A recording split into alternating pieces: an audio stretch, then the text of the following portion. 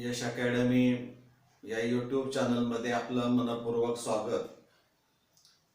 कालच्या व्हिडिओमध्ये आपण physical properties and at the same time we have seen the anomalous behaviour of oxygen. म्हणजे oxygen behaves differently with the rest of elements of the same group, that is from sulphur to polonium. म्हणजे त्यामध्ये ज्या आपण properties पाहिलेल्या आहेत, atomicity असेल, magnetic property असेल, oxidation state शॉर्टमध्ये आपण पाहिली, आणि त्याचबरोबर नेचर ऑफ हायड्राइड्स अँड जे बिहेवियर ऑक्सिजनचं वेगळ्या पद्धतीनं आपल्याला पाहायला मिळतं त्याची कारणं आपण पाहिलं, किंवा त्याच्या पाठीमागचं नेमकं रिझन काय असणार आहे हेही आपण पाहिलं. की तिथं it has a smaller atomic size, high electronegativity, and there is no vacant d orbital.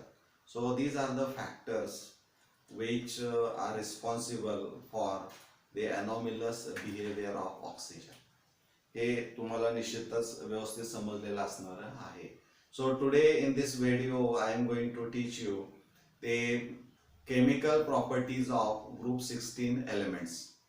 This video particularly includes first oxidation state, हा एक त्यातला महत्वाचा भाग असणार आहे, आणि second reaction towards particularly hydrogen. म्हणजे या दोन मुद्द्यांवर आज आपण सविस्तर चर्चा करणार आहोत.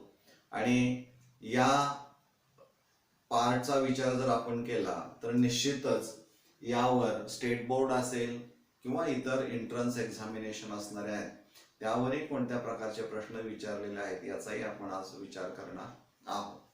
So let us start. chemical properties of group 16 elements. First is oxidation state. You know that the valence shell electronic configuration of group 16 elements is ns2 np4. ns2 np4. So from this we can say that from this ns2 np4 electronic configuration we can say that there are 6 electrons in the valence shell, and these elements require 2 electrons to complete their 8 electrons in the valence shell. So by gaining 2 electrons, these 2 electrons are added in the valence shell, so they acquire the electronic outermost or valence shell electron configuration ns2 np6. म्हणजे इथं जर आपण असा विचार केला की suppose oxygen, its atomic number is 8 and its electronic configuration is 2 6. बरोबर आहे. So it requires 2 electrons, so it accepts 2 electrons. When it gains 2 electrons, then there is a formation of O2 minus. आता O2 minus ज्यावेळी तयार होता आणि त्यावेळेस त्याचं जे इलेक्ट्रॉनिक कॉन्फिगरेशन असणार आहे ते 2,8 इतकं असणार आहे. बरोबर आहे. So this is the electronic configuration of inert gas element, that is neon. Atomic number is a 10, so its electronic configuration is a 2,8, and that of O2 minus is also 2,8. म्हणजे after gaining 2 electrons they attain the noble gas electron configuration. This is the stable noble gas electron configuration. So these two, any that is neon and O2 minus ion, both are having the same electronic configuration. Both are having the same electronic configuration. So Ne and O2 minus ion are called isoelectronic. Isoelectronic.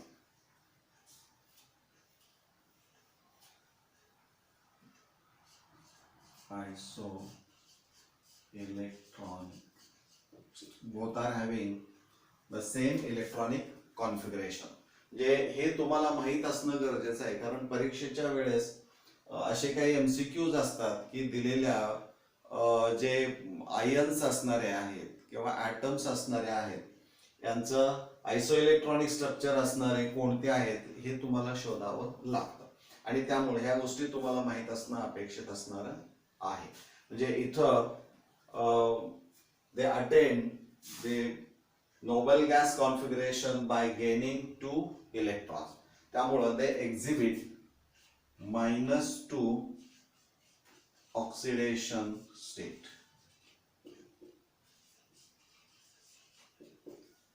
म्हणजे group 16 element जे असणारे आहेत they show -2 oxidation. कशामुळे तर ते 2 electrons घेतात so as to complete the 8 electrons in the outermost shell. They also attain the noble gas configuration by sharing 2 electrons. म्हणजे इथं ज्यावेळी ते शेअरिंग करतात at that time they show +2 oxidation state. +2 oxidation state ही आपल्याला पाहायला मिळते. आता हे जर आपल्याला पाहायचं असेल तर आपण इथं ऑक्सिजनचा विचार करूया. ऑक्सिजन जो असणार आहे तो it belongs to second period of the periodic table, आणि त्यामुळं त्याचं इलेक्ट्रॉनिक कॉन्फिगरेशन जे असणार आहे ते 1s2 2s2 2p4 इतकं असणार आहे. बरोबर आहे, 1s2 2s2 2p4. मग हे जर या पद्धतीनं रिप्रेझेंट करायचं असेल तर 1s 2 electrons, 2s 2 electrons, and 2p there are 4 electrons, 1 2 3. Each orbital is filled first, which are having the same energy according to which rule? Hund's rule of maximum multiplicity. And the 4th electron enters in opposite direction or anti-parallel. इथं pairing झालेलं आपल्याला पाहायला मिळतं. म्हणजे या पद्धतीने असणार आहे. आता इथं ऑक्सिजन जो असणार आहे तो it belongs to second period of the periodic table. त्यामुळे काय होतं, याच्या पुढे ऑर्बिटल तुम्हाला हे इनर डी ऑर्बिटल इथं वेकंट अशा पद्धतीचं पाहायला मिळत नाही, आणि त्यामुळं इथं फक्त 2च इलेक्ट्रॉन जे असणारे आहेत ते अनपेअर्ड इलेक्ट्रॉन्स असणारे आहेत. So number of bonds formed equal to number of unpaired electrons. Number of unpaired electrons हे तुम्हाला माहित असणं अपेक्षित असणार आहे. So in case of oxygen, there are two unpaired electrons. So it can form how many bonds? 2 bonds. म्हणजे 2 bonds हे तयार करू शकतात, आणि मग ते तयार करताना by sharing 2 electrons असणार आहेत. So exhibit +2 oxidation state. बरोबर आहे. आता याच्यामध्ये जर आपण पाहिलं तर इट अंडरगोज sp3 हायब्रिडायझेशन. म्हणजे हा इनर ऑर्बिटल जो असणार आहे 1s तो तसाच राहील. यामधला जो व्हॅलन्स शेल असणार आहे हा आउटर मोस्ट शेल 2s आणि 2p 2s2 2p4 undergoes hybridisation. आता यांचं ज्यावेळेस हायब्रिडायझेशन होईल त्यावेळेस कोणत्या प्रकारचं हायब्रिडायझेशन पाहायला मिळेल? sp3. म्हणजे ऑक्सिजन त्या कंपाऊंड मध्ये जो असणारा आहे तो sp3 हायब्रिडाइज्ड असणारा आहे. परंतु जरी sp3 हायब्रिडायझड असला तरी यामध्ये एक गोष्ट तुम्हाला पाहायला मिळेल की it can form two bonds और two covalent bonds and there are two lone pair of electrons. म्हणजे दोन लोन पेअर ऑफ इलेक्ट्रॉन्स किंवा नॉन बॉन्डिंग आपण त्यांना इलेक्ट्रॉन्स म्हणूया, हे बॉन्डिंग इलेक्ट्रॉन्स असणारे आहे ते आपल्याला पाहायला मिळतात. sp3 हायब्रिडायझेशन म्हटलं की टेट्राहेड्रल स्ट्रक्चर असणार आहे. टेट्राहेड्रल स्ट्रक्चर की ज्यामध्ये साधारणपणे आपण असं काढूया, म्हणजे तुम्हाला माहित असावं म्हणून,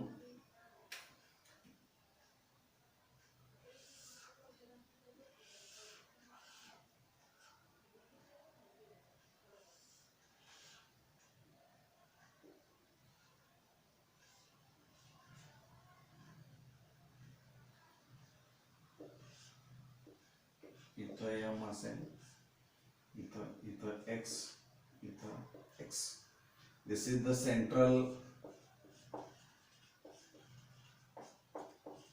ॲटम. ग्रुप 16 एलिमेंट्स असणार आहे आणि हे जे असणार आहेत एक्स, म्हणजे तुम्ही हॅलोजन जरी समजलं तरी चालू शकतं. तर इथं लोन पेअर ऑफ इलेक्ट्रॉन्स आणि इथं लोन पेअर ऑफ इलेक्ट्रॉन्स आपल्याला पाहायला मिळतील.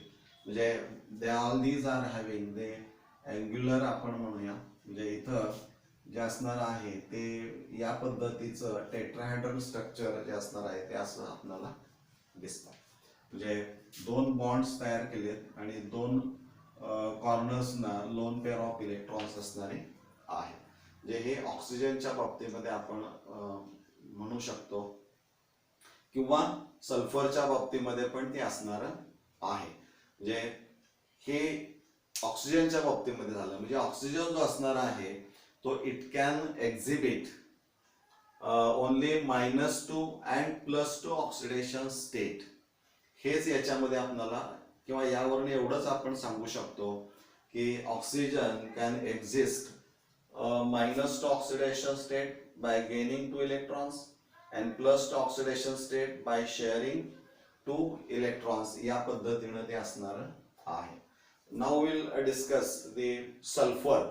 सल्फरचं एक उदाहरण घेऊया म्हणजे तुमच्या लक्षामध्ये येईल की सल्फर जो असणार आहे, यस, इलेक्ट्रॉनिक कॉन्फिगरेशन जे असणार आहे ते आता हे इनर आपण जे असणार आहे ते आपण बाजूला ठेवूया आणि इथं 3s2 3p4 एवढंच फक्त आपण विचारात घेऊया.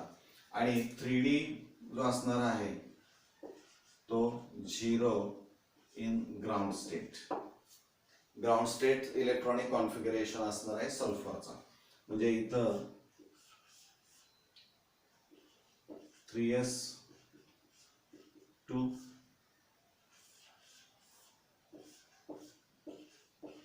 3p4 1 2 3 4 and 3d orbital 1 2 3 and 4. 3d orbital is a magnet in a ground state. So sulfur can exhibit +2 oxidation state by gaining or by sharing 2 electrons. म्हणजे 2 इलेक्ट्रॉन्सची भागीदारी करून इट एक्झिबिट +2 ऑक्सिडेशन स्टेट हे आपल्याला पाहायला मिळते. हे झालं. This is the electronic configuration of sulphur in the ground state. परंतु first excited state, if you observe the electronic configuration of first excited state, तर ते कशा पद्धतीने असेल तर 1 electron of 3p orbital is promoted to vacant 3d orbital. So the first excited state electronic configuration of sulfur is a 3s2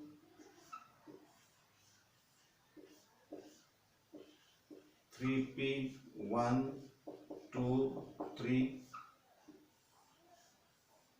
1 2 3 4 इथं 1 असणार आहे. So if you observe the first excited state electron configuration of sulfur atom, there are 1 2 3 4 unpaired electrons.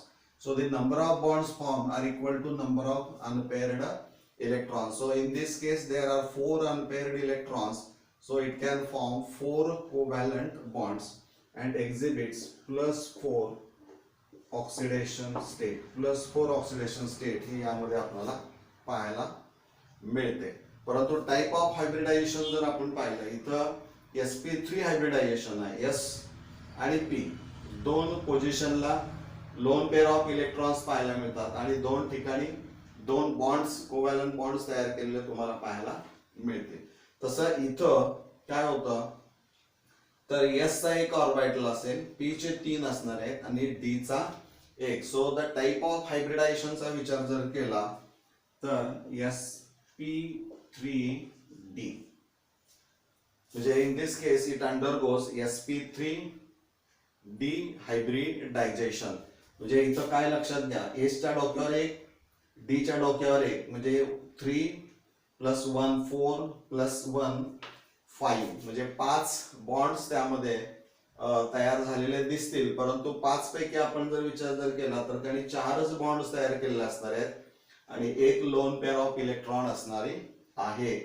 हे ज्यावेळी sp3d hybridisation असेल त्यावेळेस trigonal बायपिरॅमिडल geometry आपल्याला पाहायला मिळते.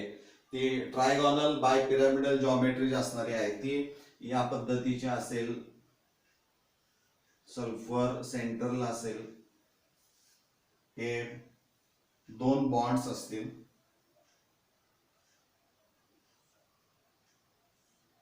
2 ऍक्सियल असतील आणि 3 इक्वेटोरियल या पद्धतीने असणार आहे. हा एक ट्रायंगल असेल आणि हा दुसरा ट्रायंगल असेल की जिथे एक लोन पेअर ऑफ इलेक्ट्रॉन असणारे आहे. म्हणजे या पद्धतीनं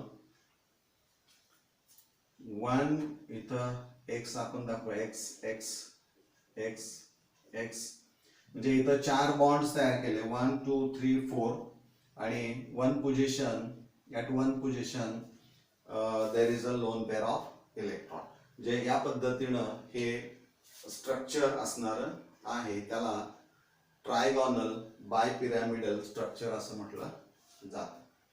इथं फर्स्ट एक्साइटेड स्टेट झाली. आता सेकंड एक्साइटेड स्टेट जर सल्फर ॲटमची आपण ऑब्झर्व केली तर तुमच्या लक्षामध्ये येईल की 1 electron of 3s orbital is promoted to one of the vacant d orbital आणि त्यामुळं 3s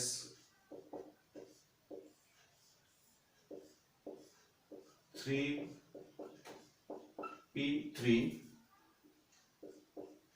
आणि इथं 1 2 3 4 1 2 3. So there are 1 2 3 4 5 6 electrons, so it exhibits +6 oxidation state. म्हणजे सल्फर आणि ऑक्सिजनचा आपण जर इथं तुलनात्मक अभ्यास केला तर तुमच्या लक्षामध्ये येईल की oxygen can एक्झिबिट्स only -2 and +2 oxidation state, but here sulfur, selenium, tellurium, polonium exhibits -1 -2 +2, and in addition to -2 and +2 oxidation state they also exhibits +4 and +6. These are the higher positive oxidation states. आता हे असं का दाखवतात आणि हा का दाखवत नाही तर तुमच्या लक्षामध्ये येईल हे इलेक्ट्रॉनिक कॉन्फिगरेशन पाहिल्यानंतर की ऑक्सिजनच्या बाबतीमध्ये there is no availability of vacant d orbital, so there is no excitation of electron. त्यामुळं तो एकतर -2 दाखवेल किंवा +2 असणारा आहे. मागच्या व्हिडिओमध्ये आपण वेगवेगळ्या ऑक्सिडेशन स्टेट दाखवलेल्या आहेत. परंतु यांच्या बाबतीमध्ये फ्रॉम सल्फर टू पोलोनियम जर आपण पाहिलं तर there is a presence of और availability of vacant d orbital, so excitation of electrons is possible. म्हणजे इथं व्हेकंट डी ऑर्बिटल असल्यामुळे इलेक्ट्रॉनचं लोअर एनर्जी मधून हायर एनर्जी मध्ये इलेक्ट्रॉन हा प्रमोट केलेला आपल्याला पाहायला मिळतो. त्यामुळं या नियमाप्रमाणे number of bonds form equal to number of unpaired electrons, आणि त्याप्रमाणे हे आपल्याला स्ट्रक्चर इलेक्ट्रॉनिक स्ट्रक्चर हे पाहायला मिळतात की ज्यावरनं इथं +4+6 ऑक्सिडेशन स्टेट आपण रिप्रेझेंट करू शकतो. म्हणजे इथं जसं आपण पाहिलं की याच्या बाबतीमध्ये हायब्रिडायझेशन आपण बघूया ते कोणतं असणार आहे ते तुमच्या लक्षामध्ये येते का बघूया. काय असणार आहे, sp3 आणि d2, s1 p3 आणि इथं काय असणार आहे d2 असणार आहे. म्हणजे एकूण किती बॉन्ड्स तयार झाले पहा, 6 बॉन्ड्स तयार झाले. 6 बॉन्ड्स मध्ये तुम्हाला इथं कुठेही there is no any lone pair of electron, म्हणजे ते जे स्ट्रक्चर असणार आहे ते या पद्धतीचं असणार आहे.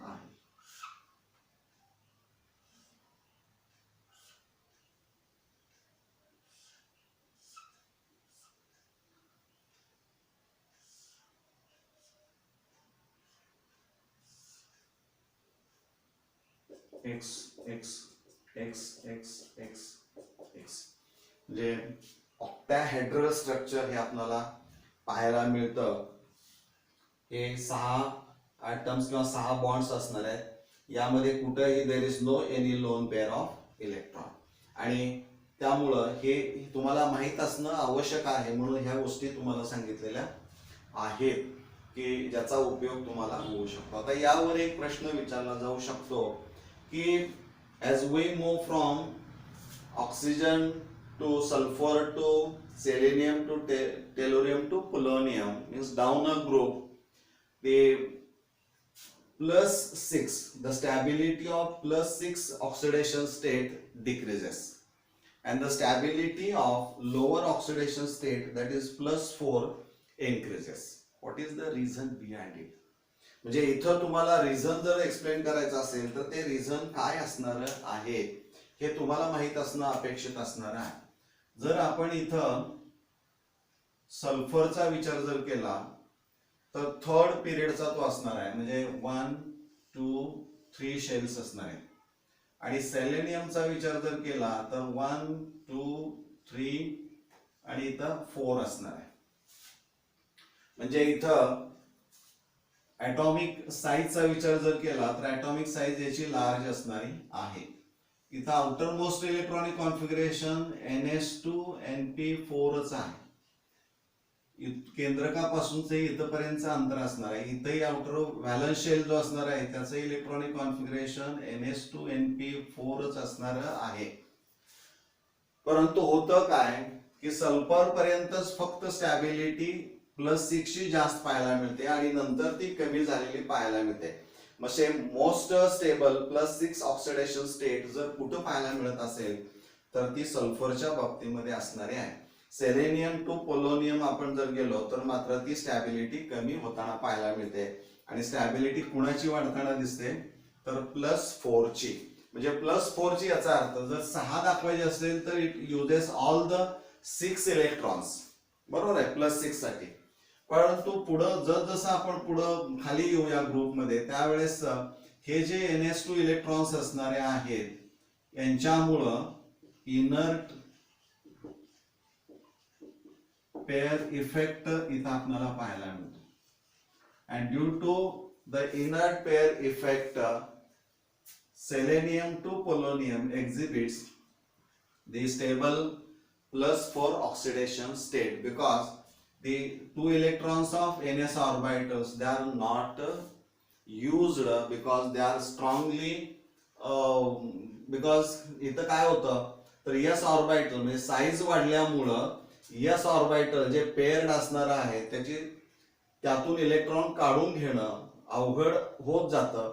आणि त्यामुळे फक्त पीचेच इलेक्ट्रॉन्स हे बॉन्ड फॉर्मेशन मध्ये वापरामध्ये येतात आणि त्यामुळं एस ऑर्बिटल तसेच इलेक्ट्रॉन्स राहतात. त्यामुळे इनर्ट पेअर इफेक्ट मुळे +4 ऑक्सिडेशन स्टेट ही स्टेबल होत जाते आणि +6 ऑक्सिडेशन स्टेट ही आपल्याला स्टॅबिलिटी त्याची कमी होताना पाहायला मिळते. त्याचं एक कारण ॲटॉमिक साईज वाढते आणि त्यामुळे एस मधले इलेक्ट्रॉन्स हे बॉन्ड फॉर्मेशन मध्ये भाग घेत नाहीत आणि त्याला आपण इनर्ट पेअर इफेक्ट असं म्हणतो. हा एक यातला महत्वाचा भाग असणारा आहे. तर या पद्धतीनं हा पहिला मुद्दा असणार आहे ऑक्सिडेशन स्टेट. मला वाटतं हे आपल्याला नीट समजलेलं असणार आहे. आपण ह्या गोष्टी सगळ्या कागदावर नोट स्वरूपामध्ये लिहून काढा. Now we'll discuss the chemical reactivity of group 16 elements towards hydrogen. आता हायड्रोजन जो असणार आहे ते hydrogen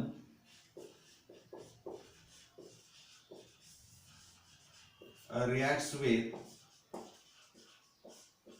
group 16 elements and forms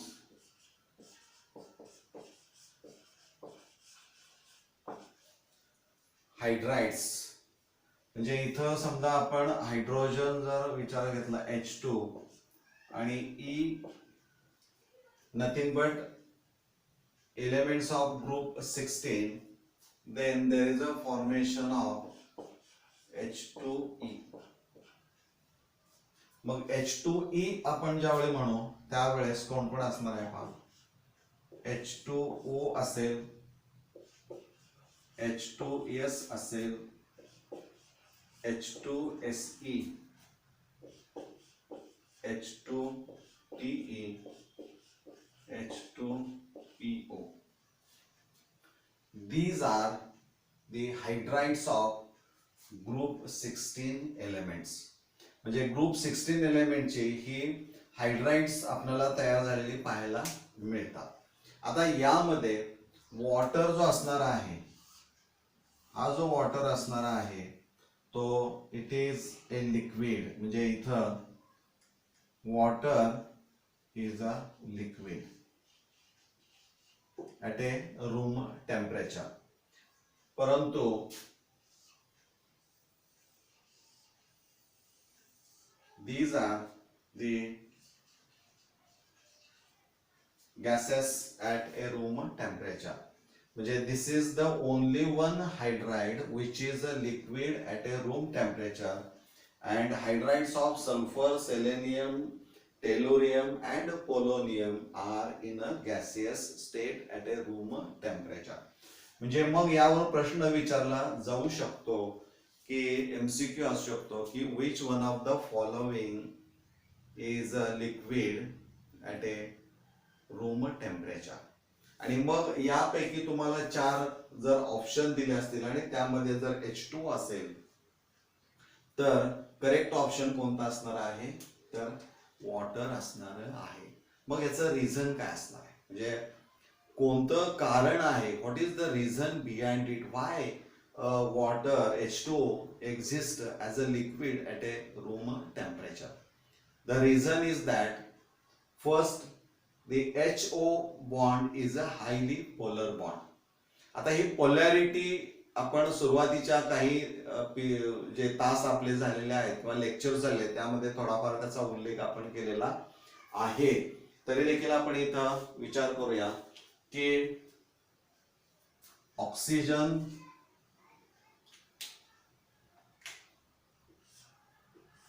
आणि हे 2 bonds with hydrogen. You know that oxygen is a more electronegative element and its electronegativity character is a 3.5, and hydrogen is a electropositive element. So it has a 2.1 or 2.2 electronegativity. So there is a large electronegativity difference between these two bonded atoms. So it acquires partial positive charge, partial positive आणि किंवा partial इथं आपण partial positive म्हणूया किंवा partial इथं negative असणार आहे, इथं partial पॉझिटिव्ह असणार आहे. Partial positive, partial negative, partial positive. So partial negative आणि पार्शल पॉझिटिव्ह याचा earth this is nothing but A polar bond. त्यामुळं वॉटर मॉलिक्यूल जे असणार आहे ते it is highly polar in nature, कारण या दोन्ही ॲटमच्या इलेक्ट्रॉनिगेटिव्हिटीचा डिफरन्स हा इथं जास्त पाहायला मिळतो. त्यामुळे होतं काय तर there is a association of molecules H O H H O H H O H. म्हणजे इथं partial negative, partial positive, partial negative, partial positive, partial negative, partial positive. आणि त्यामुळं होतं काय तर this is the partially positively charged hydrogen of one water molecule establishes the force of attraction with partially negatively charged oxygen of another water molecule. So this is nothing but a weak attractive force, and this weak attractive force is called hydrogen bond. Hydrogen bond. त्यामुळं इथं hydrogen bond तयार होतो आणि hydrogen bond मुळे there is a association of molecule. So large number of water molecules they are joined by किंवा via hydrogen bond. त्यामुळं water is a liquid at a room temperature. In case of hydrides of sulphur to polonium, the electronegativity character decreases as atomic size increases.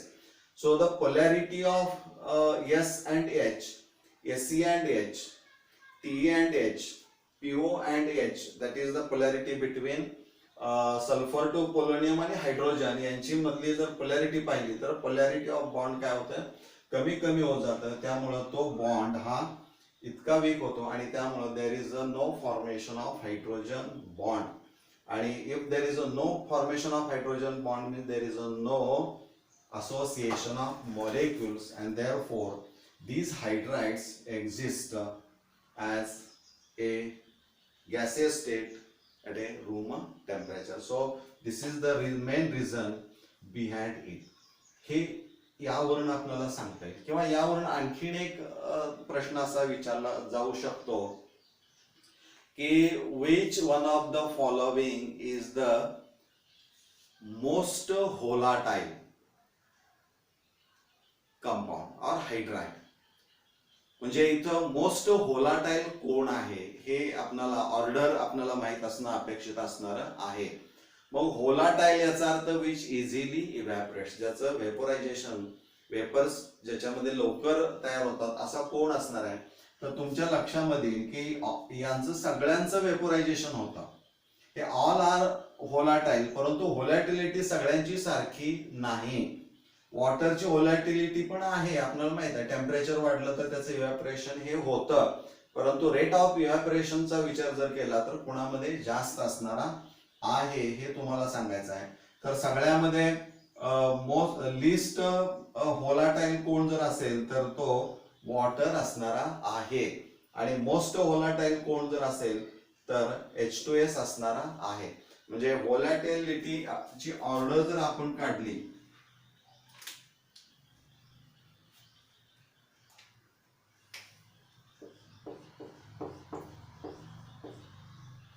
Volatility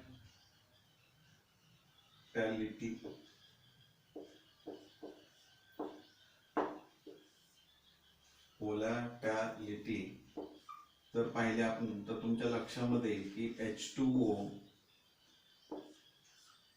हा लेस volatile than H2S, but H2S is more volatile than H2Se than H2Te than H2PO. This is the order. म्हणजे हे जे असणार आहे ते most volatile असेल आणि दिस one is the list volatile. म्हणजे मोस्ट व्होलाटाईल आपण म्हणूया most volatile, and this one is the least volatile. This is the correct order. किंवा यांचं ऍसिडिक कॅरेक्टर जर तुम्हाला एक्सप्लेन करायचं असेल, acidic character of hydrides of group 16 elements काय असणार आहे? ऍसिडिक कॅरेक्टर याचा अर्थ काय असणार आहे तर is with which a proton, that is H plus ion, is released. म्हणजे H plus ion कोण लवकर देतं त्याचं ऍसिडिक कॅरेक्टर हे सर्वात जास्त असणार आहे. मग इथं तुमच्या लक्षामध्ये येईल की हायड्रोजन ऑक्सिजन हा bond, hydrogen sulphur, hydrogen He, hydrogen Te and hydrogen Pe. म्हणजे as we move from oxygen to polonium, the atomic size goes on increasing. म्हणजे हायड्रोजनची atomic size आहे तेवढीच राहते, परंतु त्याला जोडलेले जे काही ऑक्सिजन फॅमिली मधले एलिमेंट्स असणारे आहेत त्यांची atomic size वाढल्यामुळे बॉन्ड लेंथ जी असणारी आहे, this is nothing but bond distance or bond length, ही बॉन्ड लेंथ जी असणार आहे ती वाढत जाते. आणि मग तुमच्या लक्षामध्ये येईल की हा बॉन्ड ब्रेक करण्यासाठी जी काय एनर्जी द्यावी लागते त्याला आपण म्हणूया bond dissociation energy. Bond dissociation energy, the energy which is required to break a bond आपण म्हणूया. तो बॉन्ड ब्रेक करण्यासाठी लागणारी ऊर्जा, that is the bond dissociation energy. And bond dissociation energy is inversely proportional length, bond length. हे एवढं जर कळालं तर तुम्हाला काय अडचण येणार नाही. म्हणजे बॉन्ड लेंथ जी असणारी आहे आणि बॉन्ड डिसोसिएशन एनर्जीचं रिलेशन काय असणार आहे तर bond dissociation energy is inversely proportional to the bond length. मग इथं काय तुमच्या लक्षामध्ये येईल की शॉर्टर बॉन्ड लेंथ आहे, बरोबर आहे, शॉर्टर बॉन्ड लेंथ आहे. आणि इथं सर्वात काय असणार आहे लॉंगर म्हणूया आपण किंवा लार्जर बॉन्ड लेंथ असणारे आहे. आणि त्यामुळं इथं शॉर्टर बॉन्ड लेंथ असल्यामुळं स्ट्रेंथ बॉन्डची जास्त असणार आहे. Shorter the bond length, greater is the strength and more is the energy required to break a bond. त्यामुळे इथं बॉन्ड डिसोसिएशन एनर्जी ही जास्त असणार आहे. As we move from oxygen to polonium, in these hydrides the atomic size goes on increasing, means simultaneously bond length increases and the energy required to break a bond decreases. म्हणजे इथं bond dissociation energy ही top to bottom इथं तुम्हाला कमी होताना पाहायला मिळते. परंतु ऍसिडिक कॅरेक्टर सर्वात जास्त लवकर प्रोटॉन म्हणजे H+ आयन कोण देऊ शकेल तर ज्याच्यामध्ये बॉन्ड लेंथ जास्त असणारी आहे. त्यामुळं पोलोनियम H2PO जो असणार आहे यातला बॉन्ड हा सगळ्यात लवकर ब्रेक होईल आणि वॉटर मधला बॉन्ड हा लवकर ब्रेक होणार नाही. आणि त्यामुळं कारण इथं पोलॅरिटी जास्त असल्यामुळं स्ट्रेंथ बॉन्डची जास्त आहे, त्यामुळं H आणि O मधला बॉन्ड ब्रेक होणार नाही, त्यामुळे H+ फ्री होणार नाही. म्हणजे हे all are acidic in nature, परंतु H+ आयनचा विचार जर केला कोण रिलीज लवकर करेल तर हा लवकर करेल H2PO, त्यानंतर हा, त्यानंतर हा आणि त्यानंतर हा आणि मग हा असणारा आहे. म्हणजे या पद्धतीने ती ऑर्डर आपल्याला पाहायला मिळते किंवा ती एक्सप्लेन करणं अपेक्षित असणार आहे. आता प्रश्न असा आहे की in which compound the MH bond, in short H bond. M represents the element of group 16. यामध्ये जो MH बॉन्ड असणार आहे, यातला ग्रुप 16 मधला कोणताही एलिमेंट आपण विचारात घेऊया, तर MH बॉन्ड जो असणार आहे त्या MH बॉन्डची ताकद आणि त्यावरून त्याचं रिड्युसिंग प्रॉपर्टी तुम्हाला एक्सप्लेन करता यायला पाहिजे. म्हणजे इथं MH बॉन्ड जो असणार आहे तो शॉर्टर असल्यामुळं H प्लस आयन लवकर फ्री होणार नाही. इथं बॉन्ड लेंथ जास्त आहे त्यामुळे H प्लस लवकर फ्री होऊ शकतो. त्यामुळे ऍसिडिक कॅरेक्टर हे H2PO मध्ये सगळ्यात जास्त असणार आहे, सर्वात कमी वॉटर मॉलिक्यूल मध्ये असणार आहे.